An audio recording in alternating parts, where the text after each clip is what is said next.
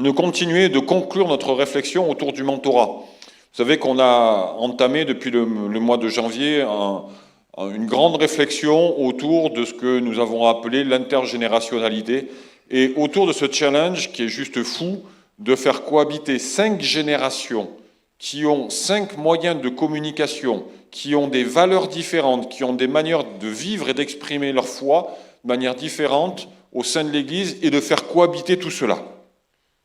Le plus grand challenge, le plus grand défi que nous ayons dans notre vie chrétienne, c'est de nous aimer les uns les autres. Aimer inconditionnellement comme Jésus aime. C'est juste quelque chose qui est fou, quoi, quand on y réfléchit. Et nous sommes partis du principe, avec l'équipe Pasto, que pour bien aimer, il faut bien comprendre. Il faut apprendre à comprendre les mécanismes de l'autre. On est tous différents, on a tous des parcours uniques, et même dans les générations qui est la nôtre, nous avons tous une identité qui est propre. Il n'en reste pas moins que chaque génération a des marqueurs qui lui appartiennent, et donc pour que la génération silencieuse puisse bien vivre et bien côtoyer la génération Z, il est nécessaire que les marqueurs soient clairement identifiés. C'est ce que nous avons fait pendant 2 dimanches en faisant une forme d'étude un petit peu sociologique. Ensuite, nous avons écouté des témoignages et eu des interviews qui nous ont parlé un petit peu, qui ont permis de mettre la théorie en pratique. Et nous allons conclure le 3e temps, et qui nous parle du fait que chaque génération a vocation à s'apporter et que nous pouvons nous appuyer sur les générations de manière à apprendre et de manière à évoluer. Et le postulat de base, c'est de dire qu'il n'y a pas de génération qui a raison ou qui a tort, que ce soit dans la manière de faire ou dans la manière de penser. Il n'y a pas une génération qui est meilleure que l'autre. Mais nous avons été marqués chacun par notre histoire. La génération silencieuse a connu la guerre, chose qui a forcément impacté sa manière de penser, quand la génération Z, elle, est complètement imprégnée dans la logique des réseaux sociaux. Et donc, c'est des manières de penser, des manières d'être, des manières de réfléchir, des manières de se comporter qui sont complètement différentes et que l'on ne peut pas hiérarchiser en termes de qualité. Et nous allons conclure un petit peu par cette étude sur le mentorat par 3 pensées clés qui l'ont animé. Ça sera un rappel, même si nous allons approfondir quelques notions, mais ça m'a paru important de conclure tout cela en échangeant. Et avant d'aller plus loin, une petite parenthèse, ce n'est pas fini, c'est-à-dire que durant l'année 2024, nous allons mettre toutes sortes de mini-projets en place de manière à ce que les générations puissent se côtoyer, puissent vivre ensemble et puissent exister ensemble. Okay ? Donc je ferme la parenthèse, donc restez bien connectés et suivez bien les annonces. La première chose, c'est de dire que le mentorat est complètement contraire à notre logique humaine. C'est-à-dire que nous, en tant qu'êtres humains, on aimerait être capable de tout faire tout seul. On aimerait être capable de tout maîtriser. On aimerait être capable de tout contrôler. Et d'ailleurs, c'est un petit peu le problème que l'on a dans notre relation avec Dieu. C'est que parfois, on aimerait expliquer à Dieu comment est-ce qu'il doit faire. Et dépendre de Dieu pour un être humain, c'est pas quelque chose qui est naturel, c'est pas quelque chose qui est légitime. Et si on revient au Jardin d'Éden, l'origine même du péché, c'est que Adam et Ève ont voulu être comme Dieu. Et dans notre esprit, dans notre génome, dans notre manière de fonctionner, nous n'aimons pas dépendre d'autres personnes. Nous n'aimons pas avoir besoin d'autres personnes. Nous aimons être profondément autonomes, voire profondément indépendants. Et dire que pour grandir, j'ai besoin de quelqu'un, surtout quand on a des histoires un petit peu compliquées, c'est quelque chose qui est totalement antinomique et qui nous pose problème. Le mentorat est complètement contraire à la logique humaine. Mais ça tombe bien, parce que Dieu fait des choses qui sont contraires à notre logique, de manière à nous faire avancer et de manière à nous faire changer. Quand on réfléchit, l'homme est basé, quand on réfléchit sur la notion de salut, dans notre logique humaine, pour être sauvé, il faut être bon. Dans la logique de Dieu, pour être sauvé, il faut croire dans le sacrifice de Jésus. Dans notre logique humaine, pour être bon, il faut le mériter. Cette notion de mérite est profondément attachée à notre manière de penser, à notre manière d'agir. D'ailleurs, nos parents nous l'ont bien utilisé. Si tu le mérites, tu auras un bonbon. Si tu es sage, tu pourras aller au cinéma. C'est quelque chose qui est attaché en nous. Alors que la logique de Dieu est complètement différente, puisqu'elle nous explique que nous sommes sauvés par grâce. Sous-entendu que nous ne méritons rien. Et donc, Dieu est le Dieu qui se plaît quelque part à nous faire sortir de nos limites et à nous montrer que sa mentalité est différente de la nôtre. Et la question que je me suis posée, c'est finalement quelles sont les différentes clés du mentorat. Et l'une de ces clés se trouve dans l'épître de Paul aux Colossiens au chapitre 3 et au verset 13, lorsqu'il est dit que supportez-vous les uns les autres. Et si l'un a sujet de se plaindre de l'autre, pardonnez-vous réciproquement. De même que Christ vous a pardonné, pardonnez-vous aussi. La notion de se supporter les uns les autres peut être vue sous 3 angles. Le premier angle, c'est il va falloir que je supporte encore Laurie, quoi. Pourquoi t'en étais sûr ? Il va falloir que je supporte encore Laurie. Et puis Laurie, elle se dit, il va falloir que je supporte encore Olivier qui va me faire une vanne débile sur l'estrade. Il y a cette première notion qui n'est pas la notion biblique. La deuxième notion, qui est attachée au mot supporter, c'est le fait de se dire, voilà, il faut que je sois un support pour celui qui est dans la difficulté, parce que c'est mon frère, parce que c'est ma sœur, et je vais le supporter. C'est-à-dire, je vais lui apporter le soutien qui est nécessaire. Et c'est le rôle de la communion fraternelle, c'est le rôle de l'Église, effectivement, de pouvoir être un support. Mais derrière cette notion de support, j'ai eu envie d'en mettre une troisième. J'ai envie d'être une marche qui permet à l'autre de monter plus haut. J'ai envie que ma vie, que ce que je suis, permette à quelqu'un de franchir un pas et de rentrer dans le plan de Dieu. C'est exactement ce type de support que Jésus a été pour nous. Le Fils de Dieu s'est fait homme afin d'être un tremplin qui me permette à moi, pécheur, de devenir enfant de Dieu. C'est magnifique. Et dans cette notion de dire supporter quelqu'un, c'est pas simplement l'aider et l'accompagner à rester là où il est, mais c'est lui permettre, au travers de ce que je suis, lui permettre au travers d'un accompagnement, lui permettre au travers de l'exemple, au travers d'une forme d'enseignement, de devenir quelqu'un, une meilleure version de lui-même. C'est ça la base du mentorat.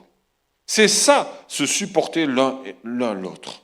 C'est ce que nous avons vocation à faire dans un couple, c'est ce que nous avons vocation à faire bien dans une relation pastorale, c'est ce que nous avons vocation à être et à faire dans une relation mentor-mentoré.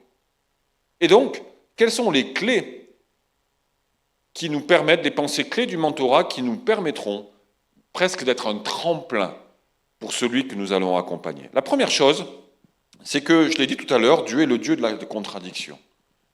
C'est quand même fou de se dire que Dieu a choisi de faire cohabiter des personnes aussi différentes que nous dans l'Église.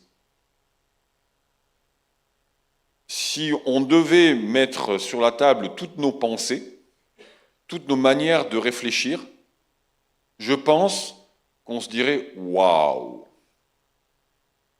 Il n'y a pas grand-chose de commun, quoi.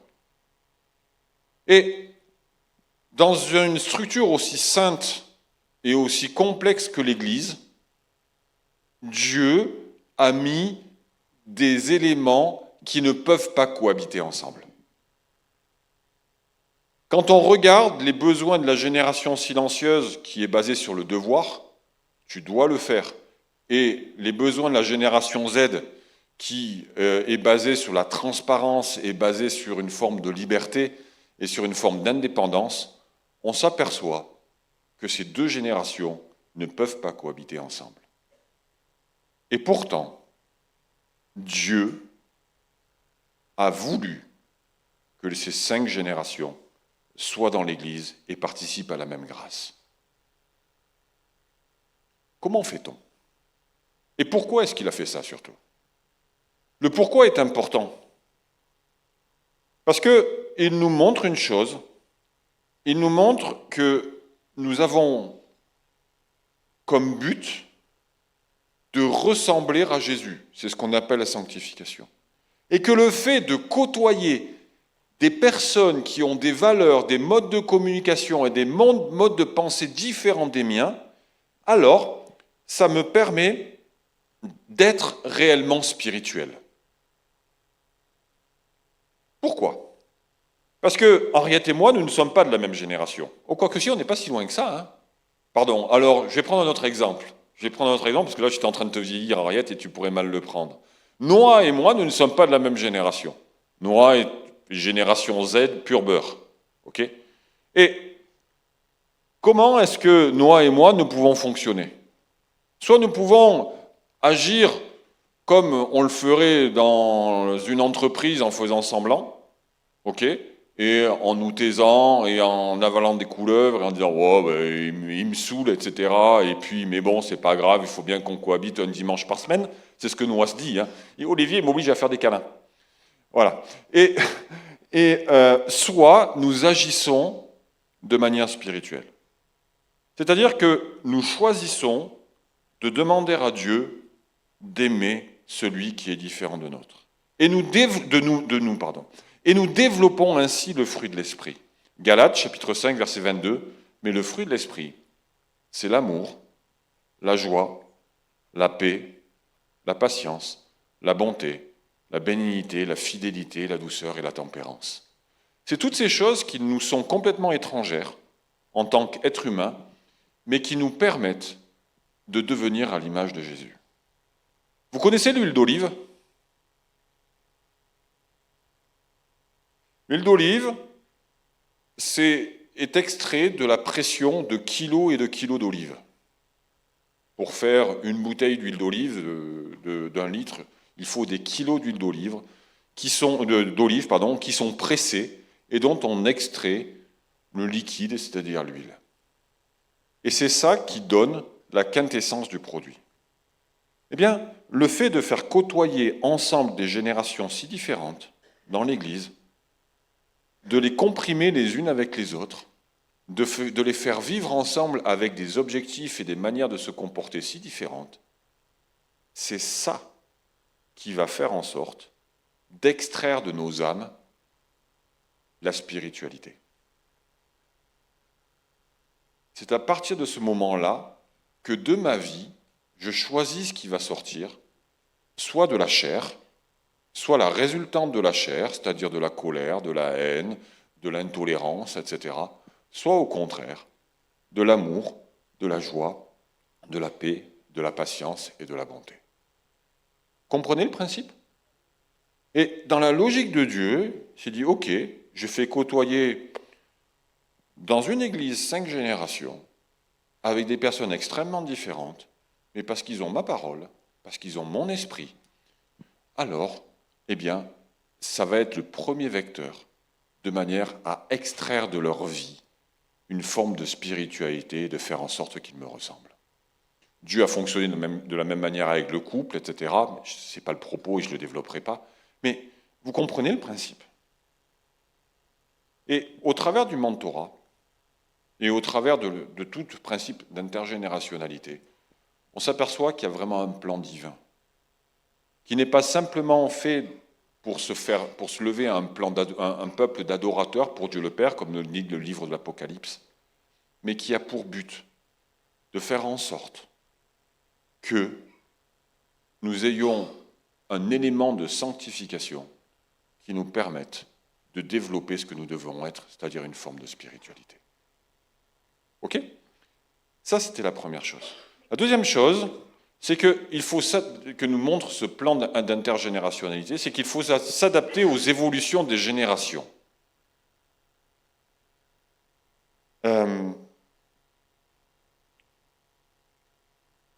Chaque génération nous montre une évolution. Ok ? Chaque génération nous montre un fonctionnement différent et une manière de vivre sa foi de manière différente. ça fait partie des règles. Et nous sommes dans une société qui change. L'Église, elle est composée de quoi?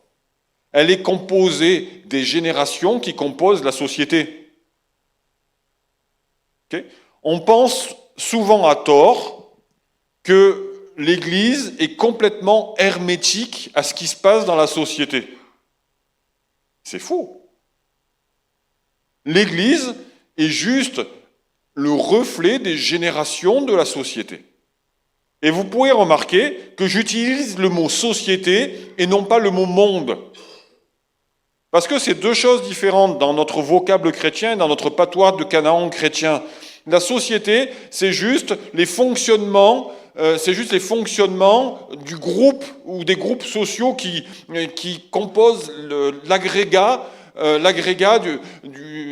des différentes personnes. Le monde, c'est la mentalité, c'est l'esprit qui génère parfois le péché. Donc j'utilise le mot société et non pas le mot monde. Et on s'aperçoit que l'Église, finalement, c'est le reflet des fonctionnements de la société. Aujourd'hui, les réseaux sociaux, sont l'un des piliers de fonctionnement de notre société. Est-ce que c'est bien, est-ce que c'est mal? Je ne suis pas du tout là pour le dire. C'est pas mon rôle et de toute manière, on n'y peut rien, c'est comme ça. De la même manière que lorsque la télé est arrivée dans les années 70-80, on se demandait si c'était bien ou si c'était mal, mais aujourd'hui, on ne se pose plus la question, c'est comme ça. Et la société, l'Église, elle est composée des différentes tranches de la société et elle subit les évolutions de la société. Et si nous voulons rester cohérents par rapport aux évolutions de la société, alors, et que nous voulons continuer à être audibles, alors nous devons, quelque part, accepter que même dans l'Église, les manières de communiquer, les manières d'échanger, les manières de vivre notre piété puissent, quelque part, être présentes. Et on le développera tout à l'heure. Slide suivante, s'il te plaît, Arthur. Nous pensons toujours par défaut que nous avons raison et que chaque génération, et chaque génération pense qu'elle a raison. Mais la réalité, elle est tout autre. La réalité, c'est que chaque génération a sa vérité et que chaque génération a sa manière de vivre sa foi. Et nous avons vocation à être complètement décomplexés par rapport à cela. Vous savez que longtemps, moi j'ai été complexé de ne pas prier comme tout le monde. J'ai toujours eu vachement de mal à me dire que prier, c'était autre chose que de lire des listes de prières. J'ai toujours été admiratif de ces gens qui avaient une forme de discipline, qui se levaient à 6 heures du matin, qui avaient leur liste de prières et puis qui priaient Dieu comme ça, avec une régularité folle. Moi, je suis tout sauf régulier. Je suis tout sauf discipliné. J'ai ma vie de prière, j'ai mon style à moi, j'ai ma régularité à moi, mais qui n'a rien à voir avec ça. Et ça m'a énormément complexé de me dire que je ne répondais pas aux critères de la génération des boomers. Et je suis certain que chez les jeunes, la génération Z, ils ont vu leurs parents boomers en train d'agir comme ça, ils se sont dit, mais en fait, c'est pas du tout ma came, quoi. Et ça veut dire que je suis un mauvais chrétien. Ça veut dire que ma piété n'est pas bonne. Et cette vérité de dire que chaque génération a sa vérité et a sa manière de fonctionner, elle est hyper importante parce qu'elle décomplexe. C'est-à-dire qu'elle nous dit, ok, je suis différent, j'ai une manière de vivre ma piété qui est différente, j'ai une manière de vivre ma relation avec Dieu qui est différente. Et c'est une bonne chose. Le tout, c'est d'avoir sa manière de se connecter à Dieu. Le tout, c'est d'avoir sa relation avec Dieu. Le tout, c'est d'être capable, d'être ancré au cep, parce que je suis un sarment qui a besoin d'avoir la sève. Mais je n'ai pas besoin de vivre ma piété au filtre de la génération d'avant. Et je vais être hyper cash, mais nos églises, elles ont été fondées par des boomers. Et donc, la manière de fonctionner est celle des boomers. Vous voulez un exemple? Prenez cette église. On a un beau local. Merci et gloire à Dieu. Mais quelle est la pièce la plus grande? La salle de culte. Tout simplement parce qu'à l'époque où ce local a été construit, la vie de l'Église était régie autour de la salle de culte, autour du culte. Ok? Génération Millennials, génération X, dont je fais partie, génération Z. Le besoin, c'est un besoin de connexion. Et si jamais l'Église devait être reconstruite aujourd'hui, la première chose que l'on se poserait comme question, c'est la question des salles annexes. Tout simplement parce que la vie de l'Église aujourd'hui, elle ne se passe beaucoup plus en dehors du culte, elle se passe dans la semaine et elle se passe à côté de la semaine, à côté de la salle de culte. Les besoins ont changé. Autre exemple, les réunions de prière. Comment sont construites nos réunions de prière? On se réunit dans une salle et on prie. Fonctionnement de la génération de mes parents et celle d'après, et c'était très très bien. Et on se demande souvent, pourquoi est-ce qu'il n'y a pas Dieu dans nos réunions de prière? C'est juste parce que le fonctionnement de nos réunions de prière n'est plus du tout adapté aux besoins de la génération des millennials et des Z.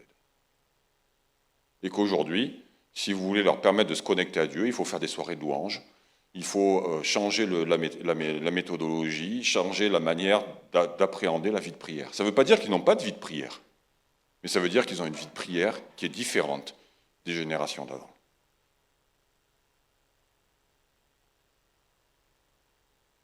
C'est compliqué à entendre, parce qu'on pense toujours que notre génération a raison. Et en réalité, le but du jeu, c'est pas de savoir qui a raison, mais c'est de savoir comment est-ce que moi, je peux me connecter à Dieu. Quelle est ma manière à moi de vivre, de me connecter à Dieu? On n'a pas les mêmes goûts, on n'a pas les mêmes habitudes, mais nous avons le même but. C'est vrai ou pas? Celui de bénir notre Dieu, d'être des adorateurs, de contribuer au salut des âmes, bref, de se connecter à Dieu et d'avoir une relation avec Dieu. On ne le fait pas de la même manière. Les 5 générations, nous ne le faisons pas de la même manière. Nous ne le vivons pas de la même manière. Mais pour autant, nous avons le même besoin. Nous avons le besoin d'une connexion à Dieu. Nous avons le besoin d'être avec notre Seigneur, d'être avec notre Maître, parce que c'est entre ses bras qu'on est bien, c'est lui qui est notre refuge, c'est lui qui est notre forteresse, c'est en lui que sont toutes nos sources. Et on a tous le même besoin. Le livre de l'Ecclésiaste dit que dans le cœur de l'homme, il y a la pensée de l'éternité. Et cette pensée, elle a besoin d'être comblée, quelle que soit notre génération. On a le même besoin, on a le même but. Et lorsqu'on vient le dimanche matin, on a tous besoin de vivre un moment dans la présence de Dieu. Mais simplement, le chemin pour y arriver est différent. Slide suivante. À partir de quel moment dois-je évoluer? Dois-je cesser d'évoluer? C'est une question qu'on s'est posée en équipe Pasto en préparant cette prédication. En disant, à partir de quel moment l'évolution devient malsaine pour un chrétien? À quel moment évoluer devient un problème pour une église? Et utilisons un gros mot, à partir de quel moment est-ce que nous commençons à pécher? Le péché étant le fait, quelque part, de se séparer de Dieu. La seule raison que l'on ait trouvée, c'est pour des principes doctrinaux. C'est-à-dire qu'à partir du moment où l'évolution vient mettre en cause la doctrine de l'Église et ma doctrine personnelle, alors, cette évolution doit être rejetée. Maintenant, il est nécessaire de déterminer ce que c'est que la doctrine. Est-ce que la doctrine parle du style vestimentaire?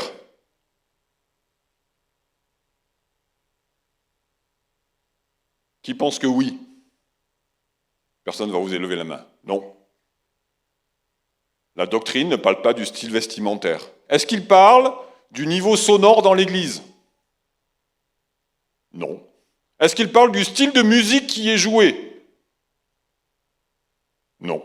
La doctrine parle de Dieu, de sa personne. La doctrine parle de Jésus, de sa personne, parle du Saint-Esprit, de sa personne. La doctrine parle de la doctrine des baptêmes. Elle parle des peines éternelles, de l'enfer, du paradis. Elle parle bien du retour de Jésus. Elle parle du jugement dernier. La doctrine parle de tous ces éléments-là, parle de la parole de Dieu, mais elle parle de ce qui fait le fond de notre vie chrétienne et elle ne parle pas de la manière de vivre ce fond.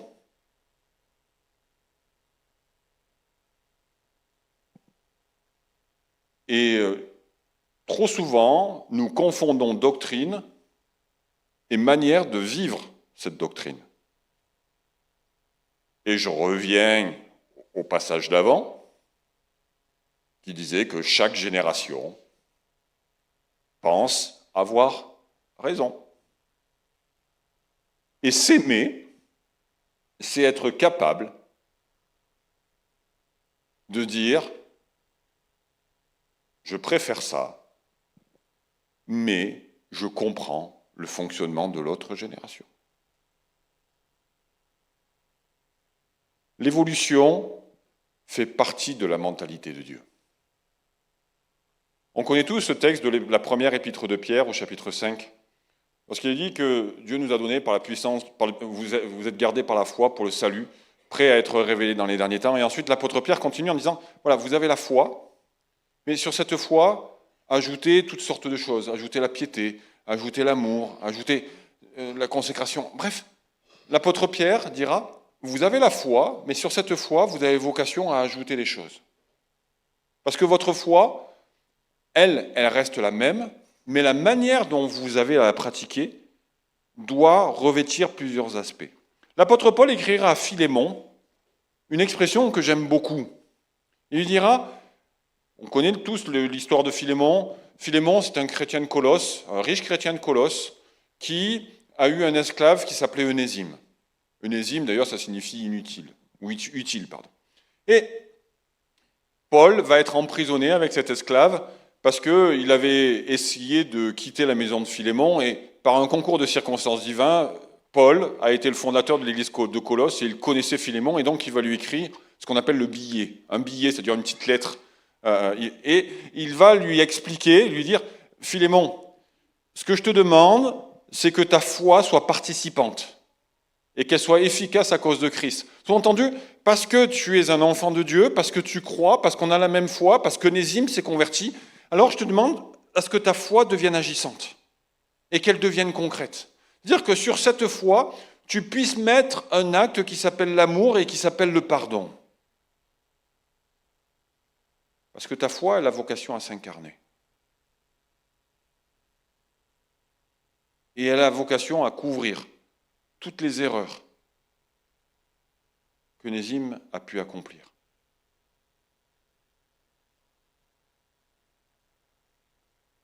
J'ouvre une parenthèse. Des erreurs, ceux qui nous entourent peuvent en commettre plus qu'à leur tour. Parce que nous croyons. Alors, l'une des corollaires de croire et de faire confiance à Dieu, c'est d'être capable de pardonner. Même si c'est compliqué, même si c'est parfois difficile. Je ferme la parenthèse. Notre foi évolue. La manière de la vivre évolue. Elle s'incarne en fonction des circonstances qui sont les nôtres. Jamais Paul n'avait dit cela à Philémon. Mais parce qu'il y a une circonstance bien particulière, alors la foi de Philémon doit évoluer et doit s'incarner d'une manière différente. Verset suivant. La foi vient de ce que l'on entend et ce que l'on entend vient de la parole de Dieu. Romains 10, 17.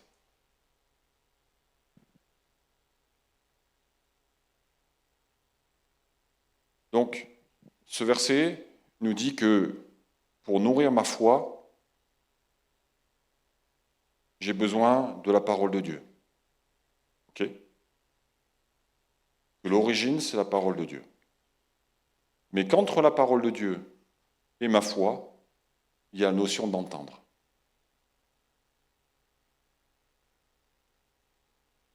Il y en a qui parlent créole parmi nous? Un paquet, hein? Annoncez-moi l'évangile en créole. Est-ce que ça nourrira ma foi? Non, parce que je n'ai pas le privilège de parler créole. Par contre, moi je pourrais vous annoncer l'évangile en breton. Est-ce que ça nourrira votre foi? Je ne parle pas breton, donc... Ok? Si je vous annonce l'évangile... Non, là, tu es en train de me spoiler. Si je vous annonce l'évangile en allemand, qui sera édifié? Parce que Dieu sait que je parle allemand couramment. Qui sera édifié? Pourtant, c'est la parole de Dieu. Hein. Je peux même vous réciter le psaume 119 en allemand.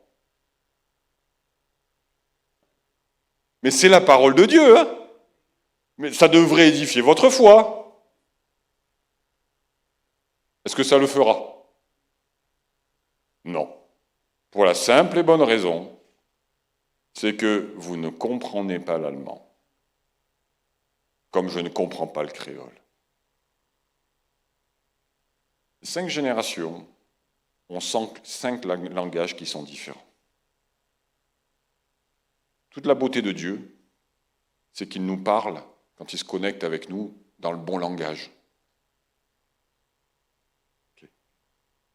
Il se parle et il sait nous parler de manière individuelle. Parce qu'il connaît parfaitement notre langue intime et la manière dont il faut nous parler. Toute la difficulté dans l'Église, c'est d'arriver à parler aux 5 générations avec les 5 langages qui leur correspondent.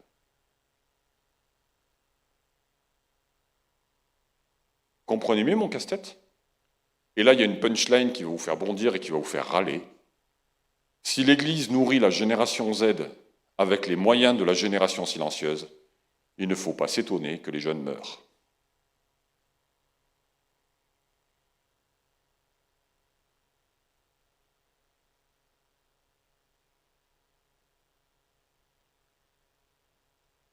Parce que c'est le même message qui est annoncé.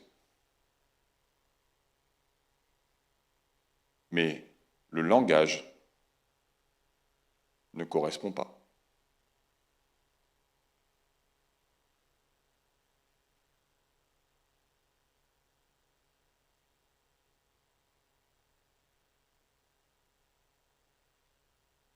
D'où la nécessité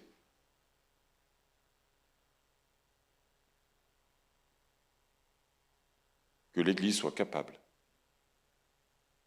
C'est vrai d'ailleurs, hein, si l'Église n'est nourrie qu'avec le langage de la génération Z, ce sont les autres générations qui meurent.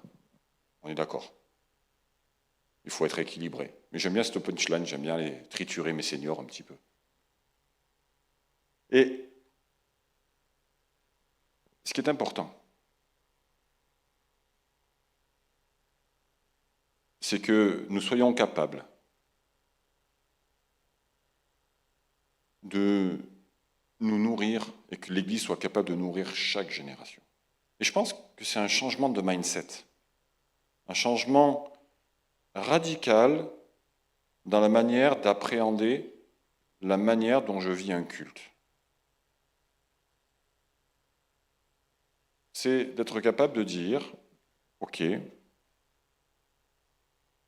dans ce culte, ce qui m'importe, c'est que l'autre soit nourri. Et parce que je veillerai à nourrir l'autre, alors je crois que l'autre me nourrira également. Deuxième chose, c'est d'arriver à sortir du prisme, de dire, ok, je dépends de l'Église. Parce que là, on est en train de voir une chose, c'est que l'Église ne peut pas me donner tout ce qui est nécessaire à ma croissance. Parce qu'en 1 heure et quart, elle doit nourrir 5 générations.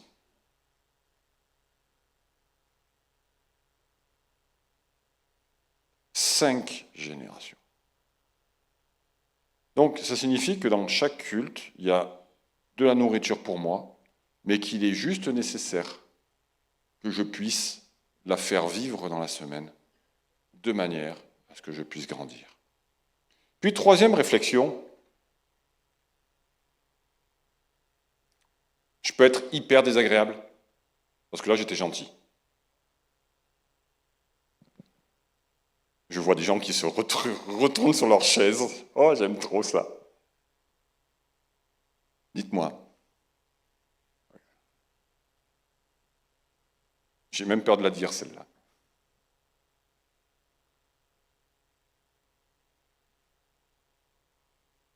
Quel est le rôle d'une église?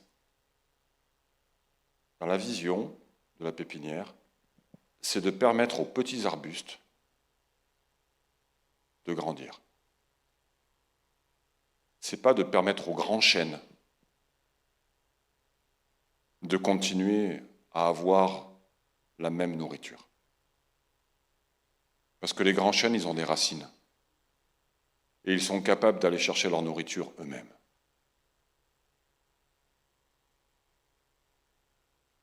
Vous me comprenez?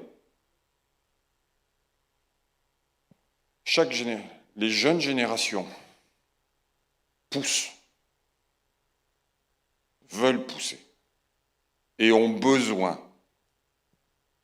de plus de nourriture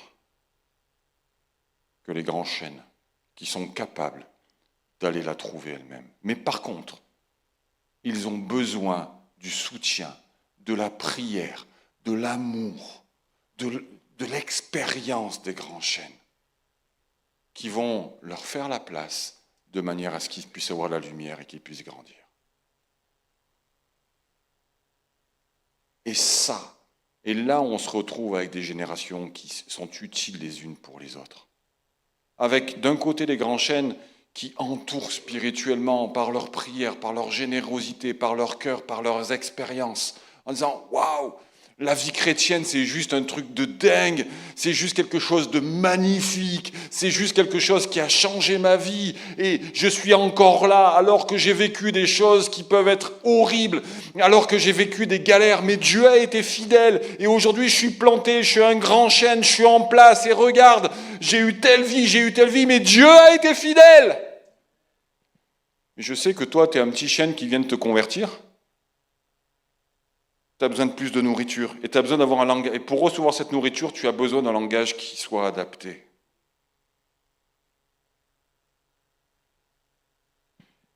Et quelle plus belle marque d'amour lorsqu'un grand chêne dit hey, « J'accepte d'avoir moins de nourriture afin que d'autres puissent pousser, grandir, évoluer.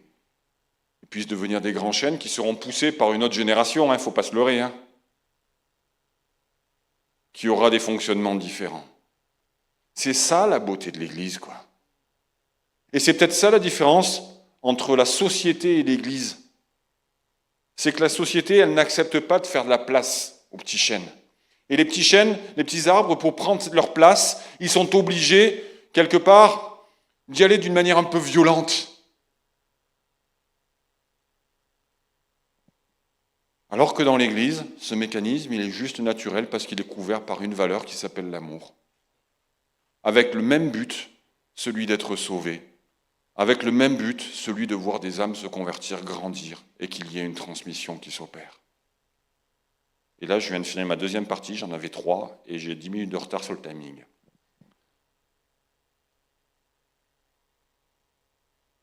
Vous comprenez l'enjeu qu'il peut y avoir? Et je crois, d'une manière très sincère,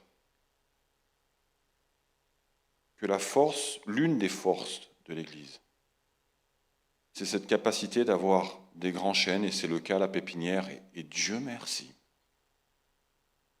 qui disent Nous, notre nourriture, on est capable de la prendre. Il nous en faut quand même un petit peu, il ne faut pas pousser. Mais on est conscient que les plus jeunes en ont besoin pour grandir, pour évoluer, pour être transformés. Et pour devenir des grands jeunes. Et je conclurai par deux choses. Le mentorat, ça nous parle également du fait que je ne peux pas rester seul. L'intergénérationnalité nous parle du fait que je ne peux pas rester seul. Les petits chênes, les générations Z, là, on a besoin de la génération silencieuse. Clairement. Tellement de choses à nous apprendre. Vous avez besoin de la génération X, donc je fais partie. Mais la génération silencieuse, vous avez besoin également de la génération Z. Parce que y aurait qui la technique? Y aurait qui au groupe de louanges? Vous imaginez? Ce serait tristouné quand même. On a besoin, chaque génération a besoin de l'autre, et ça c'est une règle. On ne peut pas rester seul. Et de la même manière, dans ma vie chrétienne, je ne peux pas rester seul. Je ne peux pas rester isolé des autres générations. Je ne peux pas rester isolé des frères et sœurs. J'ai besoin de personnes qui m'aideront à grandir. J'ai besoin de personnes qui m'aideront à évoluer. J'ai besoin de personnes qui, au travers de leur exemple, au travers de qui ils sont, eh bien, me permettront de devenir celui que Dieu veut que je sois. Et s'il devait y avoir une seule utilité à l'Église, c'est ça, c'est de trouver une personne qui me permette eh bien, de grandir, c'est de trouver des personnes qui me supportent de manière à m'emmener plus haut. De manière à être transformé, de manière à être changé. Parce que le plan de Dieu, ce n'est pas de me changer seul dans ma chambre, mais ce qui fait changer un enfant de Dieu, ce qui fait changer un chrétien, eh bien, c'est toutes les relations qu'il peut avoir. Relations bonnes, relations plus difficiles, mais c'est ça qui nous fait changer, c'est ça qui nous transforme. C'est ça qui nous permet d'évoluer. Et la deuxième chose que j'aimerais vous dire, c'est que le mentorat et l'intergénérationnalité d'une manière générale, c'est une chose sainte. C'est un mot que j'aime pas utiliser, non pas que je ne sois pas à l'aise avec, mais c'est parce qu'il a été utilisé d'une manière tellement trop large, pour tout et n'importe quoi. Mais là, je veux vraiment l'utiliser à dessein, pour vous dire que la notion d'intergénérationnalité, le mentorat en particulier, ce sont des choses saintes. Pourquoi? Parce qu'on touche à la prunelle des yeux de Dieu. L'autre est le trésor de Dieu. Alison est le trésor de Dieu. On touche à Alison, on touche à Dieu. Je fais du mal à Alison, je fais du mal à Dieu. Eliane est le trésor de Dieu. Un vieux trésor. Mais un trésor quand même. Et on touche à Eliane, on touche à Dieu. C'est une réalité. Et quelque part, toutes ces générations, mais quand on regarde bien, on ne s'est pas toujours fait du bien. On ne s'est pas toujours fait du bien. Dans la manière de se regarder, dans sa manière de se voir, dans sa manière de parler, on ne s'est pas toujours fait du bien. L'autre est le trésor de Dieu. Et d'une manière très personnelle, dans ma vie de pasteur, j'ai des alertes pour voir si je suis en bonne santé ou pas. Et à partir du moment où je commence à râler sur les gens, ça veut dire que je suis en danger, parce que je touche au trésor de Dieu. Ça m'arrive de temps en temps, ça m'arrive que vous m'agaciez. Mais l'amour doit être au-dessus. Parce que vous êtes le trésor de Dieu.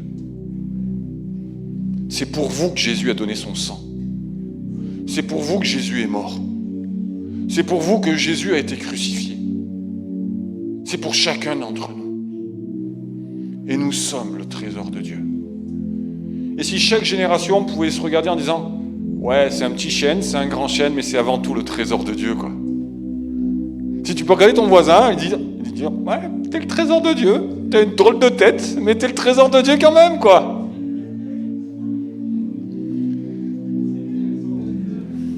T'es vieux, mais t'es le trésor de Dieu.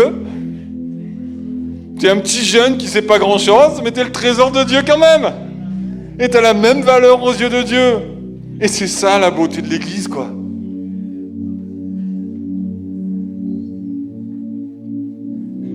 On peut peut-être le garder sous notre cœur, ça.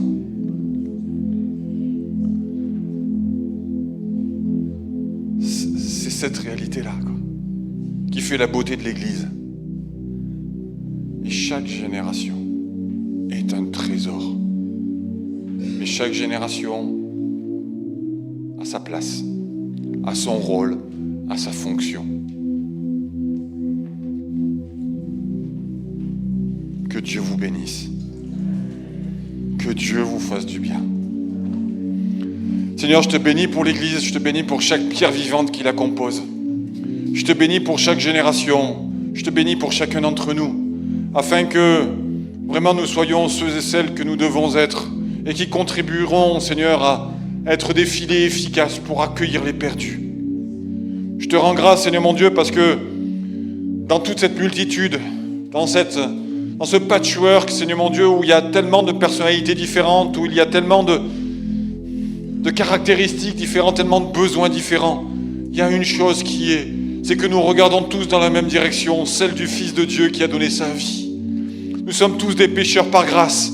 Nous sommes tous des pécheurs sauvés par grâce. Nous sommes tous des pécheurs qui ne méritons pas d'être appelés enfants de Dieu, mais qui le sont. Nous sommes tous des hommes et des femmes, Seigneur mon Dieu, qui seront héritiers, qui vivront dans le ciel, Seigneur mon Dieu, et qui contribueront, Seigneur, à louer et à bénir, et qui s'associeront au chant des anges, qui crieront Saint, Saint, Saint et l'Éternel des armées. Nous ferons partie de cette grande foule qui adorera Dieu pour l'éternité, qui te bénira et qui célébrera tes hauts faits. Nous te sommes profondément reconnaissants, Seigneur, parce que, l'Église est un miracle, c'est un mystère, Seigneur, comme le dira l'apôtre Paul, qui échappe complètement à l'intelligence humaine, qui échappe complètement à nos concepts.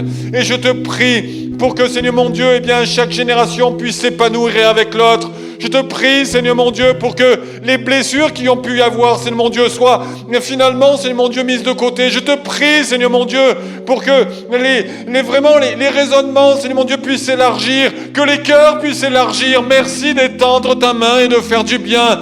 Je te prie pour que notre connexion à toi soit parfaite. Je te prie, Seigneur mon Dieu, pour que ce temps de louange, Seigneur mon Dieu, soit marquant, soit profondément marquant, Seigneur mon Dieu, pour nos cœurs et nos vies. Et que tous ensemble, Seigneur mon Dieu, nous puissions te bénir parce que tu en es digne. Alors que ton nom soit béni, Jésus. Amen. Merci de nous avoir suivis. Si tu as apprécié être avec nous, n'oublie pas de liker et de partager sur les réseaux. Nous proposons chaque dimanche 2 célébrations. Viens nous rejoindre, nous serons heureux de t'accueillir. À la Pépinière, tous les âges sont représentés. Viens booster ta foi au contact de ta génération. Besoin d'un rendez-vous? Nos pasteurs se tiennent à ta disposition. N'hésite pas à les contacter. Si tu as des questions sur la foi ou sur la Bible, tu peux en discuter avec notre équipe pastorale. Inscris-toi dès maintenant. Tu peux suivre nos prédications, posts et actualités sur les réseaux. N'oublie pas de visiter notre site internet. Tu veux t'intégrer et nous connaître un peu plus? Télécharge dès maintenant notre application et reste connecté. À bientôt, à la Pépinière.